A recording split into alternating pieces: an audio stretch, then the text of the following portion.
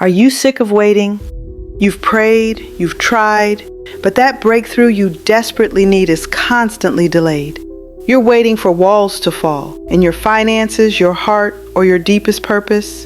The world tells you to push harder, but what if the strategy for your greatest victory is not striving, but silence?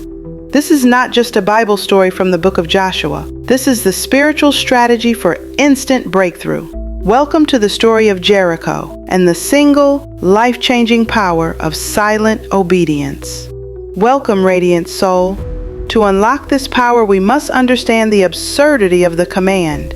In the book of Joshua chapter 6, God gives a command so bizarre, it should have been ridiculed. Walk around the enemy city once a day for 6 days. No siege engines, no fiery speeches, no weapons drawn, just silent, measured obedience. Then, on the 7th day, walk 7 times and shout.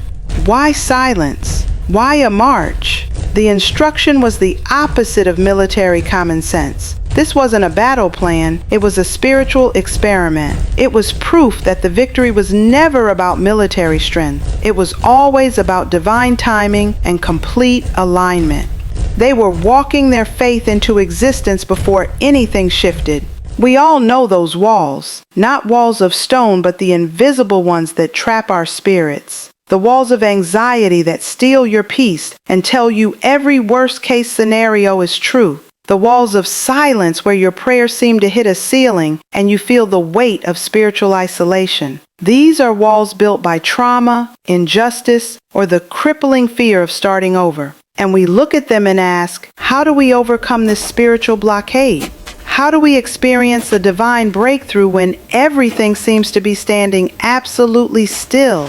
For many of us, the wall isn't the problem. The frustration is the waiting. It's the feeling of going around the same issue in the same way, day after day for 6 days straight.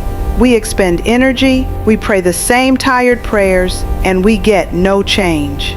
We crave control, but God is demanding custody. We want a direct battle, but God demands a disciplined walk. Your biggest wall is not outside of you. It's waiting for you to surrender your strategy.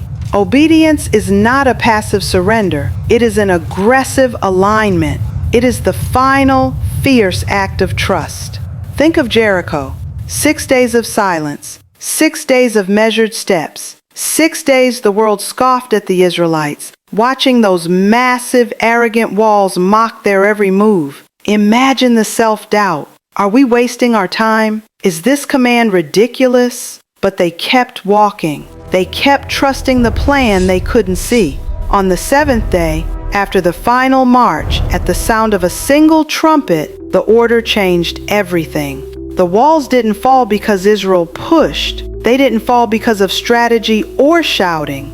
They collapsed because a nation stopped fighting their circumstances, stopped relying on their own strength, and listened to the divine timing. The walls fell because they surrendered to the sound. Your fight ends when your listening begins. Jericho's strategy isn't just history. It's a blueprint for your divine breakthrough. Here are the 3 non-negotiable steps to see your walls fall. Lesson 1. Silence your striving. Jericho was won in the quiet. We are taught to be loud, to demand answers, to strive until we break.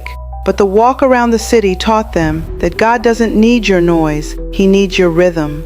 Your breakthrough may depend on you walking in patient, faithful obedience without demanding results on your timeline. Stop striving to control the outcome and simply trust the process. Lesson 2. Keep the ark visible. The Ark of the Covenant, God's presence, led every single step. They weren't focused on the height of the wall. They were focused on the power leading the way. In your own battle, what are you making the centerpiece? Are you constantly checking the height of your obstacle, or are you keeping the presence of God visible in your focus? Where your focus goes, your energy flows. Again, where your focus goes, your energy flows.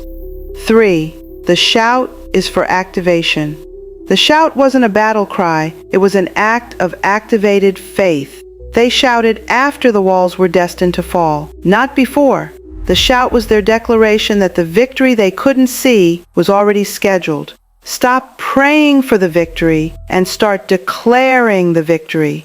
Your final act of faith will be the catalyst for the immediate collapse of the barrier. If this message spoke to your spirit, if you felt that nudge to start walking your walls, I want you to take action right now. Subscribe for more encouragement. Click that button to join our community and receive more faith-based encouragement and biblical strategy every single week. And before you go, let's talk about those walls. Comment below. What invisible wall are you determined to walk around this week? Let us know, and we'll stand with you in faith. Finally, share this video with one person who desperately needs to know that obedience unlocks the breakthrough. Thanks for watching.